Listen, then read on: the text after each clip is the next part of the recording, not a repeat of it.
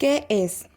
La diabetes mellitus tipo 2 es una enfermedad que produce trastornos metabólicos caracterizados por una elevación inapropiada de la glucosa en sangre, denominada hiperglucemia, que da lugar a complicaciones crónicas por afectación de grandes y pequeños vasos y nervios. La diferencia entre la diabetes tipo 1 y la tipo 2 es que la diabetes tipo 1 es una enfermedad autoinmune, es decir, que el sistema inmunológico ataca y destruye las células productoras de insulina en el páncreas. Como resultado, el cuerpo no puede producir insulina, lo que requiere inyecciones diarias de insulina para controlar los niveles de azúcar en sangre. Por el contrario, la diabetes mellitus tipo 2 es una condición en la cual el cuerpo no utiliza correctamente la insulina que produce. Esto se conoce como resistencia a la insulina, que estaremos hablando más adelante. Con el tiempo, el páncreas puede producir menos insulina. La diabetes tipo 2 generalmente se asocia con factores de riesgo como la obesidad, el sedentarismo y la genética. Causas de la diabetes. Primeramente tenemos sobrepeso, obesidad e inactividad física. Se dice que las personas con sobrepeso, con obesidad y aquellas personas que realizan poca actividad física, es decir, son personas muy sedentarias o sedentarias, cuando se alimentan con carbohidratos, el cuerpo absorbe los azúcares simples, los transforma en glucosa, la cual es un combustible importante del organismo. Esta se desplaza por el torrente sanguíneo y es recogido por las células para procesos metabólicos. Y al ocurrir la falla en el receptor de la insulina o resistencia a la insulina, esta glucosa se almacena en exceso en el organismo. Luego sigue la resistencia a la insulina. Esta la explicará mi compañera más a detalle adelante. Luego siguen los genes y antecedentes familiares. Esto ocurre dado que ciertos genes hacen que una persona sea más propensa o se predisponga a tener diabetes tipo 2. Esta tiene una tendencia hereditaria y se presenta con mayor frecuencia en grupos raciales o étnicos como afroamericanos, indígenas estadounidenses o latinos. Fibrosis quística. Esto ocurre porque se produce un exceso de mucosidad espesa que causa cicatrización en el páncreas. Estas cicatrices pueden impedir que el páncreas produzca insulina. Sintomatología. El aumento de la sed y la micción frecuente ocurre a que los riñones tratan de eliminar el azúcar por medio de la orina, pero en este proceso se pierde mucho líquido junto a la glucosa, lo que causa una deshidratación provocando la sed y de igual manera esta micción frecuente. Cansancio. Esto ocurre debido a que las células no pueden proporcionar suficiente energía dado que no absorben la glucosa. Las llagas de cicatrización lenta y las infecciones frecuentes. Esto se da dado a los altos niveles de glucosa en la sangre, lo que ocasiona un flujo sanguíneo insuficiente y perjudica el proceso de recuperación y defensa natural del cuerpo. Por último, la hipertensión. El azúcar puede tener un efecto directo sobre la elevación de la presión arterial, provocando la hipertensión. En esta imagen podemos observar la cicatrización lenta, lo cual provoca llagas de cicatrización lenta. Esto se da debido a que la glucosa vuelve el flujo sanguíneo insuficiente, el cual afecta el proceso de recuperación. De igual forma, esta diabetes interfiere con la generación de células nuevas que limita que esto se recupere más rápido y se formen estas llagas. Hoy vamos a hablar del pie diabético. Es una de las complicaciones derivadas más comunes en personas diabéticas no controladas. Pueden ocurrir con el tiempo cuando los niveles de azúcar altos en sangre, conocido como hiperglicemia, dañan los nervios y los vasos sanguíneos. Este daño a los nervios se le conoce como neuropatía diabética, provocando entumecimiento, hormigueo o pérdida de sensibilidad en los pies. Entonces pongamos un ejemplo de un señor de 60 años que vive en su finca. Él sabe que tiene diabetes, pero él dice que no necesita nada de eso, que él está bien. Entonces, una mañana se levanta temprano a darle de comer a sus gallinas pero va a pie descalzo, porque él no le presta atención a eso. Entonces en una de esas, él se corta. Como esa neuropatía causa insensibilidad en los pies, él nunca se da cuenta y por ende no tiene los cuidados que se necesitan. Entonces él pasea por todo su patio con su pie sangrando, teniendo altas posibilidades de que se le infecte y por ende no se haga una cicatrización adecuada. Entonces, la infección causa deficiencia del flujo sanguíneo por los vasos dañados. Y si no hay un adecuado flujo sanguíneo, esto puede causar que el tejido se vuelva gangrenoso. ¿Qué es un tejido gangrenoso? Un tejido gangrenoso es un tejido muerto. Es la muerte del tejido, de la piel, de los vasos, de los nervios. Y en este ejemplo sería la muerte de los tejidos del pie de ese señor de 60 años. Entonces, esta infección, esta gangrena, si no es controlada a tiempo, puede causar fascitis necrosante, que es una de las complicaciones más graves. Diría yo que es el límite de esta complicación, que es que se va por toda la fascia del tejido y se va extendiendo y extendiendo. Esto puede llegar a ser letal.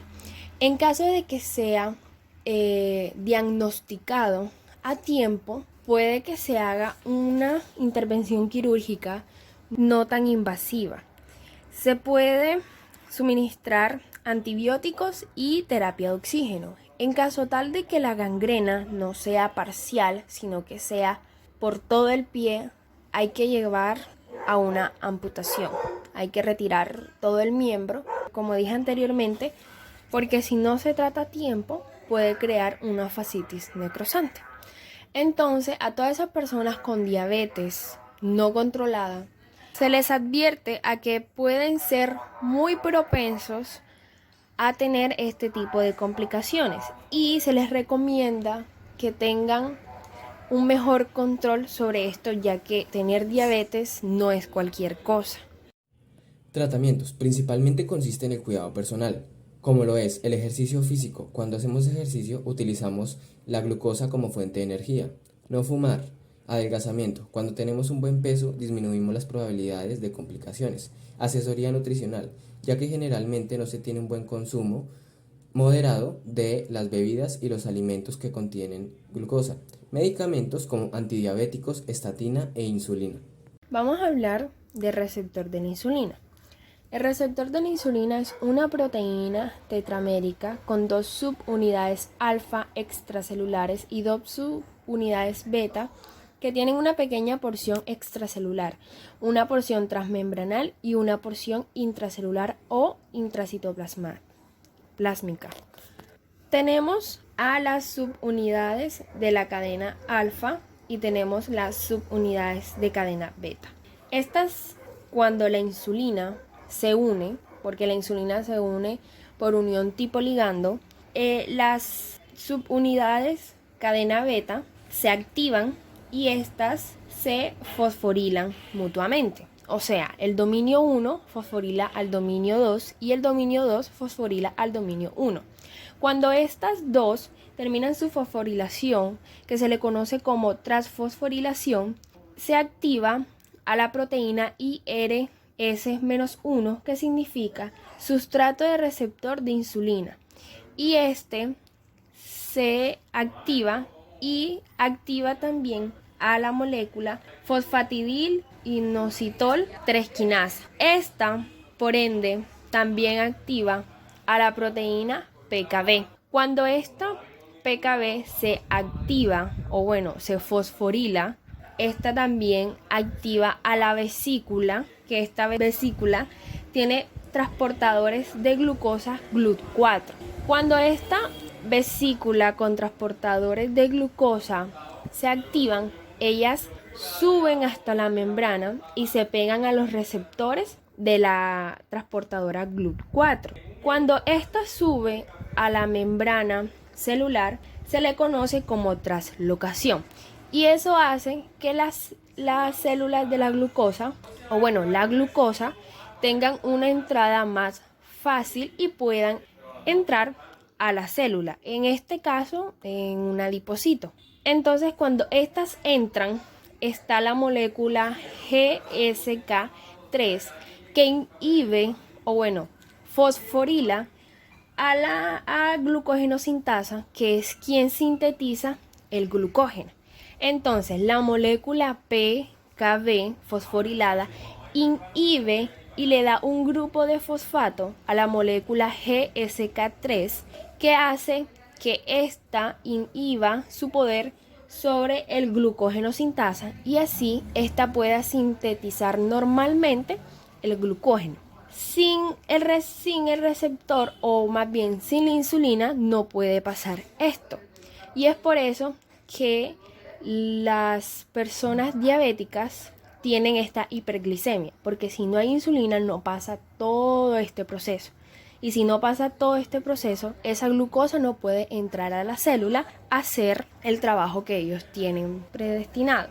Entonces, esto pasa porque la membrana celular es hidrofóbica, o sea, es apolar, y la glucosa es polar. Entonces, como son diferentes, la glucosa la tiene muy difícil para entrar a la célula. Entonces, sin esta transportadora de glucosa, sin la translocación, esta no puede entrar a la célula y, como dije anteriormente, causa una hiperglicemia. Entonces, ¿qué es lo que pasa con la insulina mellitus tipo 2? Que el receptor no capta a la insulina. Entonces, como no capta la insulina, este receptor de insulina nunca va a recibir, la cadena beta nunca va a recibir esa fosforilación ni tampoco va a activar a las otras moléculas para que se dé todo este proceso. En la diabetes mellitus tipo 1, lo que pasa es que el páncreas no secreta la cantidad adecuada de insulina. Entonces, la insulina que se pega al receptor, específicamente a la cadena alfa, no es suficiente para activar todo este proceso. Y eso es lo que pasa con el receptor de insulina. Ahora hablaremos de la resistencia a la insulina, que vendría siendo el defecto por el fallo en el receptor. A nivel molecular, la resistencia a la insulina es la consecuencia de una deficiente señalización de la insulina causada por mutaciones o modificaciones post-consecuencia de una deficiencia del receptor de insulina o de moléculas efectoras río-abajo. Esto quiere decir que si hay un fallo en el receptor, no se podrá dar todo el proceso de señalización de la insulina, por lo que la glucosa no podrá entrar a las células a realizar todos sus procesos metabólicos, sino que quedará en sangre, aumentando así los niveles de glucosa en la sangre, que es lo que nos da la diabetes. Todo esto provoca disturbios en el metabolismo de la glucosa que estimula la aparición de alteraciones metabólicas. Causas de la resistencia a la insulina. Estrés oxidativo. Básicamente es una alta producción de especies reactivas de oxígeno denominadas radicales libres y la insuficiencia de antioxidantes para eliminarlas. Todo esto puede afectar a las células. Puede ser causado por el estrés, la mala alimentación y la inactividad física. Inflamación. La mayoría de las personas que sufren de diabetes tienden a ser obesas. Esta inflamación puede inhibir toda la señalización de la insulina. Mutaciones en el receptor de insulina. El receptor de insulina contiene ADN. En el ADN pueden haber mutaciones y esto desencadenaría fallas en el receptor. Estrés en el retículo endoplásmico. Se trata de que hay una excesiva falla en la producción de proteínas. Las moléculas dentro de la célula que participan en la señalización de la insulina están hechas de proteínas, por lo que si hay estrés en el retículo endoplásmico, una de estas proteínas dañadas pueden ser las que participan en la señalización de la insulina. La mala dieta, la poca inactividad física, contribuye a que el retículo endoplásmico se estrese y falle su actividad de formación de proteínas. Fallas en la mitocondria. La mitocondria es un organelo clave en el metabolismo de carbohidratos. Esto va conectado con el estrés oxidativo. Mientras más estrés oxidativo tengamos, más fallas en la mitocondria va a haber. Las mitocondrias fallidas comienzan a afectar en el proceso de señalización de la insulina. Observemos ahora en esta imagen una comparación entre una célula normal y una célula con resistencia a la insulina. En la primera imagen podemos ver cómo todo el proceso de señalización de la insulina ocurre de manera adecuada, haciendo que la glucosa entre a la célula y no permanezca en sangre. Por el contrario, en la segunda imagen vemos cómo disminuyó el número de receptores, haciendo que la glucosa se quede en la sangre y no entre a la célula. Esto se debe a que el receptor interpreta de manera inadecuada a la insulina, pierde la sensibilidad a la insulina, lo que hace que ésta no haga su función y no permita el paso de la glucosa a la célula, quedándose así la glucosa en sangre. Por eso vemos mayor número de glucosa en sangre en la segunda imagen que en la primera. En términos generales, se considera que la resistencia a la insulina se manifiesta cuando el control homeostático es insuficiente, quizás debido a defectos en la secreción de la insulina por parte de las células beta, donde pueden existir disturbios en los mecanismos moleculares de la acción de la insulina y la regulación de su señal. Esto conlleva a niveles elevados de glucosa en sangre, lo que favorece la aparición de complicaciones crónicas, sobre todo en la diabetes mellitus tipo 2. Cuadro clínico. Si se tiene resistencia a la insulina, esta no podrá regular la cantidad de glucosa en la sangre, haciendo que se acumule y circule por todo el cuerpo. Esto generará todas las complicaciones que pueden llegar a presentarse si presentamos un aumento exponencial de la glucosa, como lo es la diabetes mellitus tipo 2, que es la resistencia a la insulina, la hipoglucemia, que son bajos niveles de glucosa en la sangre, hiperglucemia, que son altos niveles de glucosa en la sangre, y algunas enfermedades cardiovasculares.